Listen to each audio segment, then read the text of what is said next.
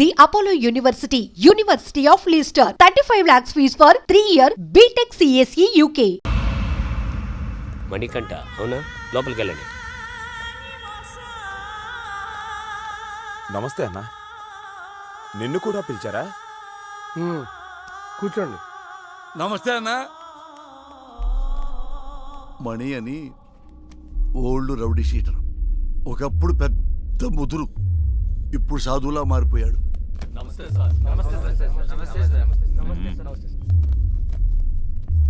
అందరూ వచ్చారా? సార్ రాజు అని అతను రాలేదు సార్. రాజు వాళ్ళ ఎంపీతో మాట్లాడిస్తాడంట. ఎంపీనా? ఎంపీ ఎవడు? గంటలో ఇక్కడ ఉండాలి సార్. వెళ్ళండి.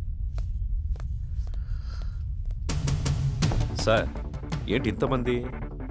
ఏం చేయాలి సార్ వీళ్ళని? ఏం చేద్దాం సార్, మనిషిగా బతకడానికి భగవద్గీత, ఖురాను, బైబిల్ రాశాం. అవేవి చాలటం లేదని వాటికి మత రంగు పోస్తున్నారని చట్టం కూడా రాశాం. అది కూడా చాలటం లేదంటే ఇంకేదో కావాలి వీళ్ళకి. పంపించండి సార్. మణికంఠ అలియాస్ మణి. దాదాపు 10 సంవత్సరాలు, 9 మర్డర్ కేసులు, 6 అటెంప్ట్ మర్డర్ కేసులు, 15 సెటిల్మెంట్ కేసులు, అన్నీ వదిలేసి ప్రశాంత జీవితం. ఎలా అనిపిస్తుంది ఇప్పుడు?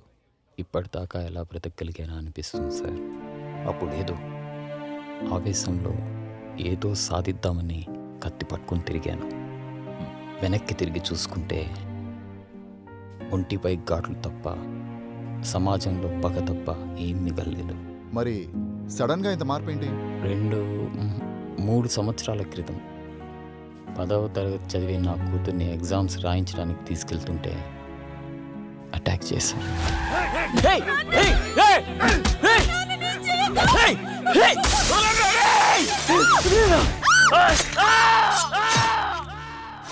భయం వేసింది. హాస్పిటల్లో చేరాం. వాళ్ళు ఎందుకు పొడిచారు నాన్న? నా కూతురు అడిగింది. దానికి నా దగ్గర సమాధానం లేదు. మొత్తం 29 కేసులు, 25 కేసులు కొట్టేశారు. 2 మర్డర్ కేసులు, 2 అటెంప్ట్ మర్డర్ కేసులు ఇంకా పెండింగ్లో ఉన్నాయి. అన్ని కేసులు ఎలా సాల్వ్ చేసుకోగలిగారు? ఎమ్మెల్యే గారే దగ్గరుండి అందరినీ పిలిపించారు. కొంతమందికి నష్టపరిహారంగా డబ్బులు ఇచ్చాను. ప్రాణాలైతే ఇవ్వలేను. కొంతమంది కాళ్ళు పట్టుకోమన్నారు.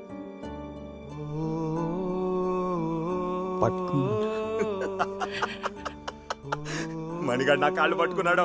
రే మణిగాడు నా కాళ్ళు పట్టుకున్నాడు. మణిగాడు నా కాళ్ళు పట్టుకున్నాడు. బతుకు పోరా నా కొడక్క.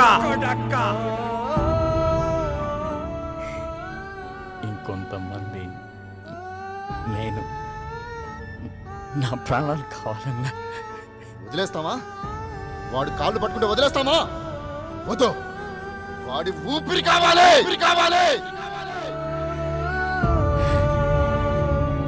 నా ప్రాణాల కోసం వాళ్ళ క్షమభిక్ష కోసం నేను ఎదురు చూస్తున్నాను సార్. జనాల్ని ఇంత భయపెట్టారు కదా, జనం ఎలా నమ్ముతారు ఇప్పుడు మిమ్మల్ని? ఒక మనిషే నమ్మలేని ఈ రోజుల్లో మాలాంటి రౌడీల్ని ఎవరు నమ్ముతారు? ఎందుకు నమ్ముతారు? ఎనీహౌ మీ ప్రయత్నం బాగుంది, కానీ మీ పేరు మాత్రం నా దగ్గర వినిపించకుండా చూసుకోండి. వెళ్ళండి. మంచిది.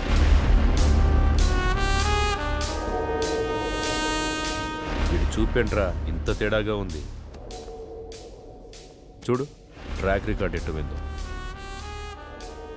6 మర్డర్లు, 8 కిడ్నాపులు, 4 అటెంప్ట్ మర్డర్లు, గత 4 సంవత్సరాల నుంచి దాదాపుగా 20 సెటిల్మెంట్ కేసులు. ట్రాక్ రికార్డ్ బాగానే మెయింటైన్ చేస్తున్నావు. ఎన్ని కోట్లు సంపాదించావేంటి? బాగానే సంపాదించాడు. బయటికి వెళ్తే ఎవడు చంపుతాడోనని 24 గంటలు ఇంట్లోనే దాక్కునేంత భయాన్ని సంపాదించాడు. నాకు బతకడానికి గవర్నమెంట్ జీతం ఇస్తుంది, నీలాంటి వాడిని చంపడానికి గన్స్ ఇస్తుంది. నీకేది కావాలో నేనేది వాడాలో నువ్వే డిసైడ్ చేసుకో. అర్థమైందా? పో. చెప్పింది అర్థమైందిగా. లారా ఇంటర్ స్టేట్ సెకండ్. ఇప్పుడిప్పుడే సెటిల్మెంట్లకు అలవాటు పడుతున్నావు అవునా? సెటిల్మెంట్ అంటే ఒకడిని సమస్య నుంచి బయటపడేసి బతుకుదారి చూపించడం. మరి నువ్వేంట్రా, వాడెవడికో బతుకుదారి చూపిస్తూ నువ్వు చావుదారి వెతుకుంటున్నావు. మరి నీ సెటిల్మెంట్ ఎవడు చేస్తాడరా? సార్ రాజు సార్. ఎంపీ ఎవడరా? ఎంపీ ఎవడో? సార్ అది కాదు సార్. ఎంపీ గురించి అడిగితే ఎంపీ గురించి మాత్రమే చెప్పు. వీని లాస్ట్కి తీసుకురండి. సార్ పదా. ఇప్పుడు నీకు నేనేం చెప్పినా అర్థం కాదు. నీకు అర్థమయ్యే టైంకి నువ్వు ఏ పరిస్థితిలో ఉంటావో కూడా నాకు తెలుసు. పొరపాట్లు చేయడం తప్పు కాదు, దాన్ని అలవాటు చేసుకోవడమే నేరం. నీకు 4 నెలలు టైం ఇస్తున్నాను. ఇదే రిపీట్ చేసావనుకో 4 నిమిషాలు కూడా టైం ఇవ్వను. అర్థమైందా? ఓ ఎం లీలా ప్రసాద్ అలియాస్ ఎమ్మెల్పీ. సార్ ఏంటి ఎమ్మెల్పీ గారు, మంచి జోరు మీద ఉన్నట్టున్నారు. పెళ్ళిళ్ళు చేస్తున్నారంట, ధర్నాలు చేస్తున్నారంట, సెటిల్మెంట్లు చేస్తున్నారంట. ఎమ్మెల్యే అవుతాడేమో. మేరా భారత్ మహాన్, జై ఆంధ్ర, జై తెలంగాణ. ఎమ్మెల్పీ అన్న వస్తాడు కదరా, వెయిట్ చేద్దాం. నాకు తెలిసి ఆయన కూడా గట్టి వార్నింగ్ ఇస్తున్నట్టున్నారు. 1 2 3 గట్టిగా. అన్నా మా ఎమ్మెల్పీ అని ఇంకా రావట్లేదు ఏంటన్నా? అరే వస్తాడ్రా. 33 34 35 36. వ్యాపిస్తావా? అవును sir, thank you sir. Okay. అన్నా మా అన్న ఇంకా రావట్లేదన్నా. అరే బాబు వస్తాడ్రా, లోపల ఏం కొట్టట్లేదు మీ సార్ని. స్టార్ట్. 1 ఒకటా? ఏమండి 37 కదా? మధ్యలో ఆపేస్తే మొదటి నుంచి లెక్కేస్తామని చెప్పామా? అయ్యా మీకు మీ తోలు పెట్టుకోదన్నవయ్యా. ఇక నుంచి మీరేం చెబితే అది చేస్తానయ్యా. చూడు, ఇక నుంచి మనం ఎప్పుడు కలిసినా ఇలాగే కలుస్తాం. డిసైడ్ చేసుకో. నువ్వు నన్ను కలవడమా, బయటికెళ్ళి లారాని కలవడమా, నువ్వే డిసైడ్ చేసుకో. అన్నా ఏమన్నాడు? తమ్ముడు, నేను చెప్పే వరకు మీరెవ్వరూ నా టచ్లోకి రావద్దు. ఫోన్ చేయొద్దు, మెసేజ్ పంపించొద్దు, వాట్సాప్లోకి రావద్దు, పలకరించడానికి రావద్దు. లవ్ యూ రాజా. ఆ ఏసీపీ యాజ్ ఎ పర్సన్ మంచివాడా చెడ్డవాడా అనేది మనకు అనవసరం. ఇప్పటికి 8 చోట్ల పనిచేశాడు. చేసిన ప్రతి చోట సిన్సియర్ అనే తెలిసింది. అతను ఉన్నంతకాలం కొంచెం జాగ్రత్తగా ఉండడం మంచిది. సిటీకి కొత్తగా వచ్చిన ఏసీపీ రాజేంద్ర రౌడీ సీడర్స్ పై ఉక్కుపాదం మోపారు. రాత్రి 10 గంటలు దాటితే రోడ్లపై ఎవరూ కనబడకూడదని హుకుం జారీ చేశారు. ఏసీపీ విషయంలో రాజకీయ నాయకులు సైతం జాగ్రత్తగా నడుచుకుంటారు. మనం ఏది నమ్ముతామో అదే మన జీవితం. కానీ ఆ నమ్మే సందర్భాన్ని కరెక్ట్గా ఎంచుకోవాలి. లేదంటే ఆలస్యం అమృతం విషమైనట్టుగా ఒక్కొక్కసారి మంచి కూడా చెడుగా కనిపిస్తుంది. సిటీలో రౌడీ షీటర్స్ అందరూ ఏసీపీ సిన్సియాటిని నమ్మి వెనక్కు తగ్గారు. ఒక్క లారా తప్ప. కాల్ చేయి.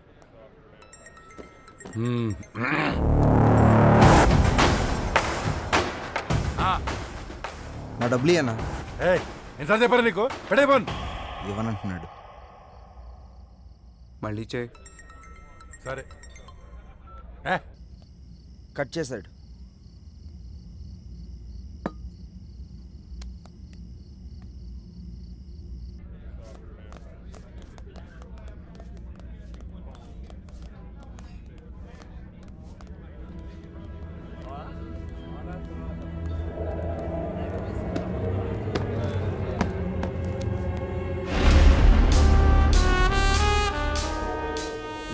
మొత్తం 4 లక్షలైనా నా డబ్బులు ఇవ్వు.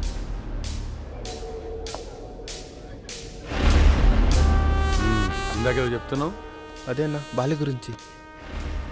అన్నా అతని డబ్బులు అతనికి ఇచ్చాయి.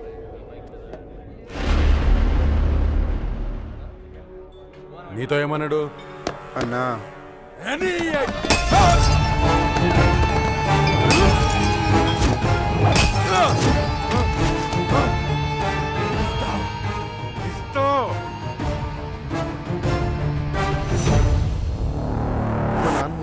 తేడా వస్తే మీ నాన్నకి బదులు నేను వేస్తాం సెల్లో. హలో, గొడవనా? నీకు చెబితే అర్థం కావట్లేదా? ఆ సరే నన్ను ఎందుకు కొట్టావు? ఆ ఏసీపీకి తెలిస్తే నిన్ను వదులుతాడు అనుకుంటున్నావు? అరెస్ట్ చేస్తే చేసుకొని మనం చూసుకుందాం. ఏంటి నువ్వు నేను చూసుకునేది? నేను స్టేషన్లో కూర్చోబెట్టి మర్యాదలు చేయడానికి ఆ ఎస్ఐ లాంటి అవినీతి పరుడు కాదు. ఒక్కసారి నిన్ను స్టేషన్కి తీసుకెళ్లి కూర్చోబెట్టాడంటే అరగంటలో ఆ సైరన్ గాని కొట్టిన విషయం నీతోడు చెప్పిస్తాడు. సరే ఇప్పుడు ఏం చేద్దాం అంటావు? అది చేసే ముందు అడగాలి. 4 రోజులు అక్కడ కనబడి దాక్కోండి. అంతకు మించి ఇప్పుడు ఏం చేయలేం. నేను ఫోన్ చేసేంత వరకు బయటికి రాకండి. జరుగు.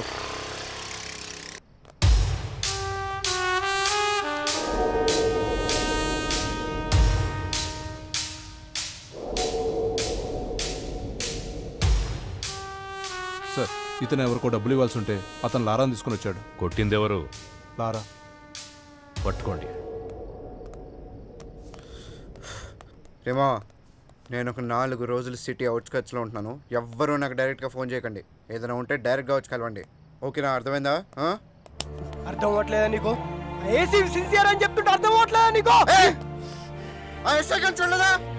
వీడు అలాంటి ఒక పోలీసే. కొత్తలో వచ్చినప్పుడు అందరూ ఇలాగే నటిస్తారు. ఒక్క 6 నెలలు చూడు, 6 నెలలు చూడు, అప్పుడు అర్థం అవుతుంది. ఇంతేనా? జీవితాంతం ఇలాగే ఉంటావా? తప్పించుకుంటూ తిరుగుతావా? నేను వెళ్తాను.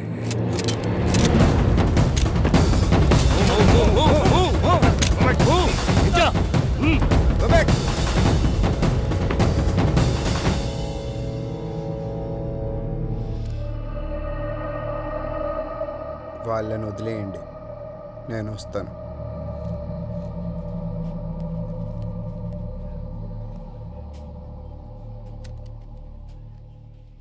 సార్, మీరున్నంత వరకు లారా మీద ఎవ్వరూ కేసు పెట్టరు సార్.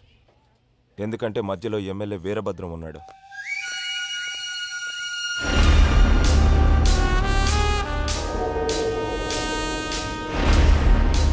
ఎలా ఉన్నావు?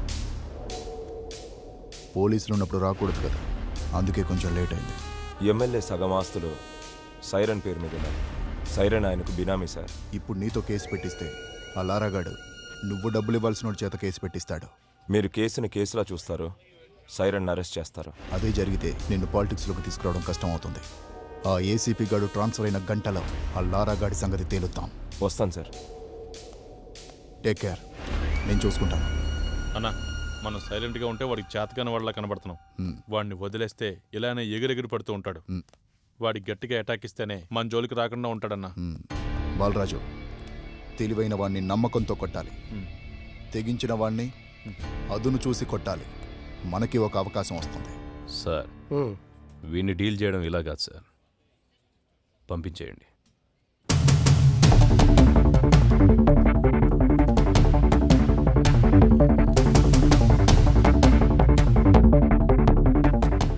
సార్, అందరూ వచ్చేసారు సార్.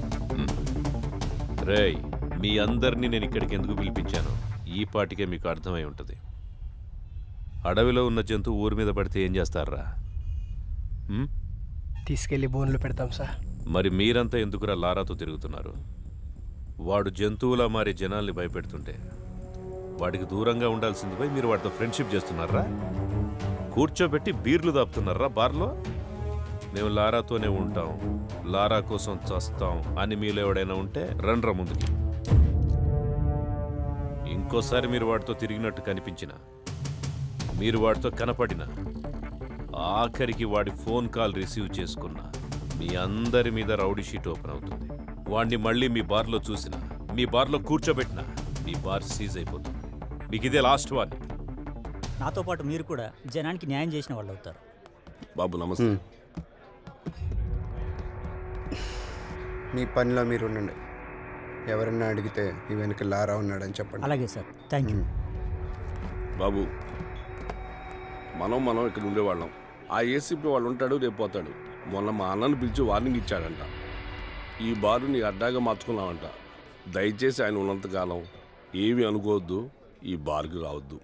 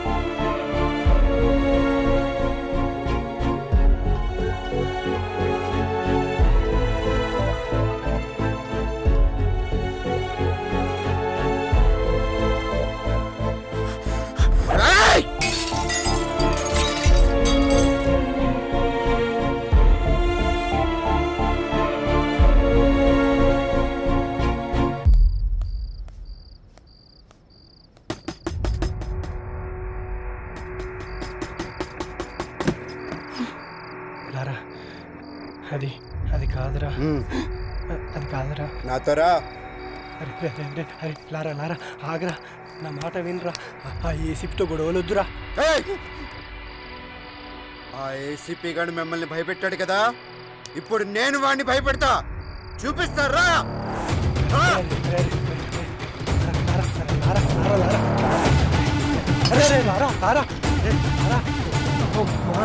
చేసినట్టున్నా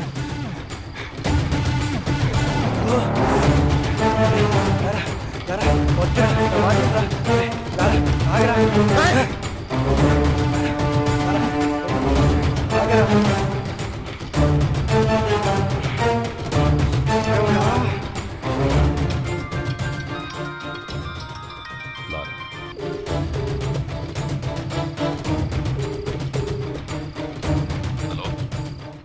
నాతో తిరగద్దన్న వాళ్ళని బెదిరించావు కదా, నీ టార్గెట్ నేనే కదా, అందుకే నీ కోసం సెంటర్లో వెయిట్ చేస్తున్నా. వచ్చి నువ్వు నన్ను భయపెడతావో నేను నిన్ను భయపెడతానో చూసుకుందాం. తమ్ముటేరా. శివ సార్. బండిది.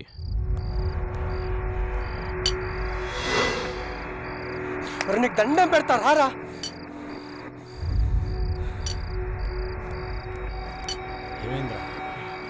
ఆ ఏసీపీకి ఫోన్ చేసి సెంటర్కి రమ్మని సవాల్ చేశాడు రా వీడు. ఏంట్రా ఇది? రారా వెళ్దాం. నీ కాళ్ళు పట్టుకుంటా పదరా. వెళ్దాంరా. ఏసీపీ వస్తాడు.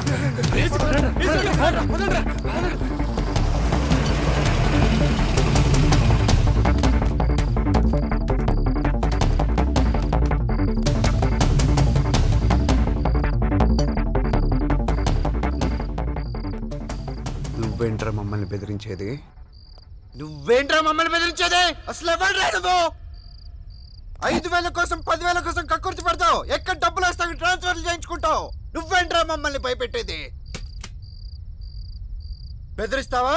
దా దా, నన్ను బెదిరించి దా దా దా. ఈడితో ఏంటి సార్ మాటలో? స్టేషన్కి లాక్కెళ్ళి కుమ్మేద్దాం. దానికే నేను కూడా వెయిట్ చేస్తుంది. దా. తమ్ముని మగాడెవడో రండ్రా లోపలికి.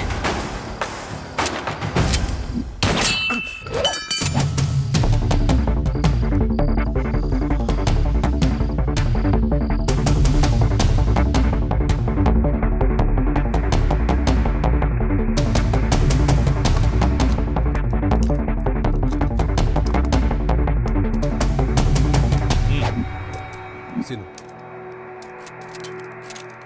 వెహికల్స్ రెడీగా ఉన్నాయా? Ready sir. చెక్ చేశారా? Sir okay sir.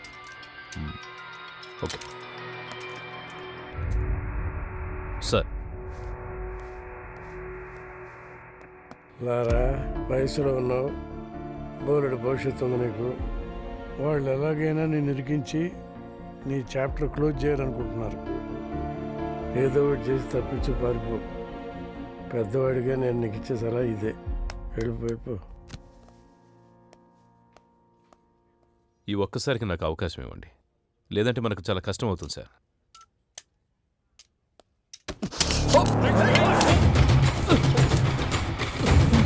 Gun down.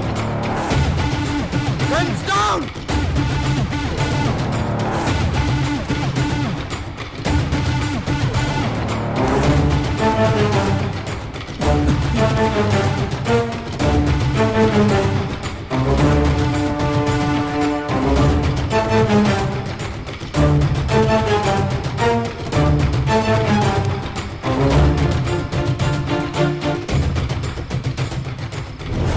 Are you okay? Ramesh, Are you Are you okay? okay? Okay. Okay sir.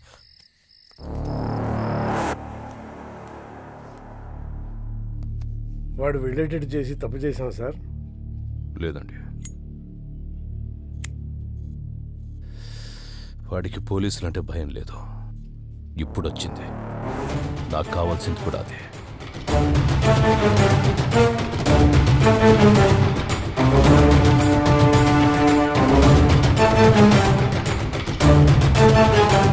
నిన్న రాత్రి ఏసీపీ రాజేంద్రతో గొడవపడిన లారా అలియాస్ పవన్ కుమార్ అనే వ్యక్తి ఎన్కౌంటర్ అయినట్టు అనుమానాలు వ్యక్తమవుతున్నాయి. అసలేం జరిగిందో వాళ్ళ ఫ్రెండ్స్ని అడిగి కనుక్కుందాం. మా కేసీపీ గారంటే గౌరవం ఉంది, ఆయన మీద నమ్మకం ఉంది. అయినా కూడా లారాని చూపించే వారికి ఇక్కడ నుంచి కదిలే ప్రసక్తే లేదు. కమిషనర్ గారు వస్తున్నారు, తప్పండి. సార్ లారాని ఎన్కౌంటర్ చేశారని అందరూ అంటున్నారు. అవునా? లారా డెడ్ బాడీ ఎక్కడ చూసావు నువ్వు? మీ సమాధానం కరెక్ట్గా లేదు సార్. ముందు నువ్వు క్వశ్చన్ కరెక్ట్గా వేయడం నేర్చుకో. మంచి క్వశ్చన్స్కి మంచి సమాధానాలు వస్తాయి. Good morning sir. Good morning. ఇదే అప్పటి నుంచి చూసావా, అప్పుడే అభిమానులు తయారయ్యారు. నేను చెప్పానా ఈ రౌడీస్తో ఎక్కువ రిస్క్ తీసుకోవద్దని? రేపొద్దున లారాగాడికి ఏదైనా యాక్సిడెంట్ అయితే అది నీ మీదకి వస్తుంది. పోలీస్ జాబ్ అంటేనే రిస్క్ కదా సార్. హలో లారా,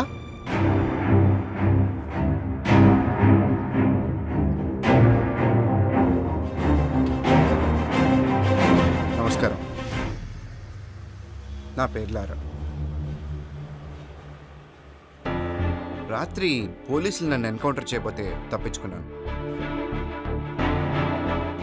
సరే, ఎన్కౌంటర్ గురించి తర్వాత మాట్లాడదాం. ఫస్ట్ ఏంటంటే అసలు పోలీస్ డ్యూటీ అంటే ఏంటి? ఎవరైనా తప్పు చేస్తే వాళ్ళని అరెస్ట్ చేసి కోర్టుకు అప్పగించాలి. వాళ్ళ నేరం రుజువైతే కోర్టే వాళ్ళని శిక్షిస్తుంది. కానీ ఏ పోలీస్ స్టేషన్లోనైనా ఇలా జరుగుతుందా? లేదు, అలా జరగట్లేదు. అసలు అక్కడ ఏం జరుగుతుందో మీకు తెలుసా? నేను చెప్తాను. పోలీసులకి నిజానిజాలతో పనే లేదు.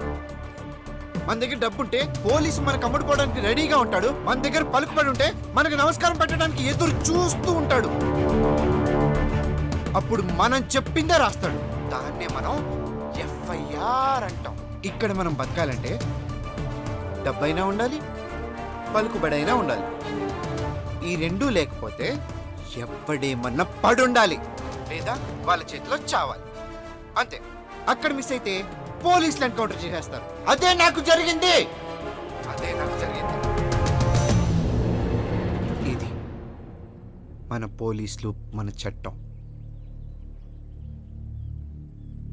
ఇలాంటి పోలీసులు, ఇలాంటి చట్టం మనకు అవసరమా?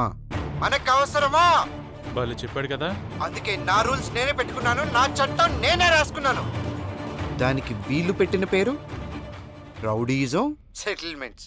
నిజంగా తప్పు చేసిన వాళ్ళని శిక్షించే స్టేజ్లో పోలీసులు గనక ఉండి ఉంటే నానంటోడు ఈరోజు ఇలా మీడియా ముందుకు వచ్చి మాట్లాడే అవసరం ఉండేది కాదు.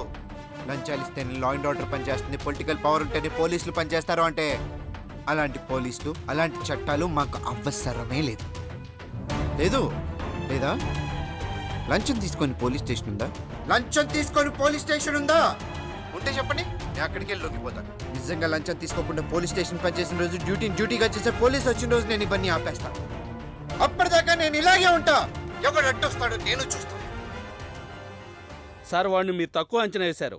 వాడు దొరికిన చోట వాడిని ఎన్కౌంటర్ చేస్తే సరిపోయేదిగా. సార్, ఇది ఇంతటితో ఆగదు. వాళ్ళని వదిలేస్తే ప్రతి ఒక్కడు సిటీలో ఇలాగే చెలరేగిపోతారు సార్. సార్, ఆ లారాగడ్ విషయంలో నేను రిస్క్ తీసుకుంటాను. మీరు గనక నాకు పర్మిషన్ ఇస్తే ఆ యదవని 2 రోజుల్లో వేసి పారేస్తాను. ఒంటి మీద డ్రెస్సు, చేతిలో గన్నుంటే ఎన్కౌంటర్ చేస్తావా? ఎన్కౌంటర్ చేయాల్సి వస్తే ముందు నిన్ను చేయాలి. వాడిని ఎన్కౌంటర్ చేస్తే జనాలు ఏమనుకుంటారో తెలుసా? నువ్వు అమ్ముడు పోయావని రామ్దాస్ లాంటి తప్పు చేస్తే అమ్ముడు పోయేవాడు నాకే న్యాయం చేస్తాడని లారా లాంటి వాడు తప్పు చేస్తున్నాడు. రెండింటికి కారణం నువ్వే తెలుసా? నీలాంటి వాడి వల్లే నేను పోలీసుని నమ్మించడానికి నా సర్వీస్ మొత్తం సరిపోతోంది. ఇంకా డ్యూటీ ఎప్పుడు చేసేది? రాష్ట్రంలో 90,000 మంది పోలీసులు, నెలకు 900 కోట్ల రూపాయల జీతం.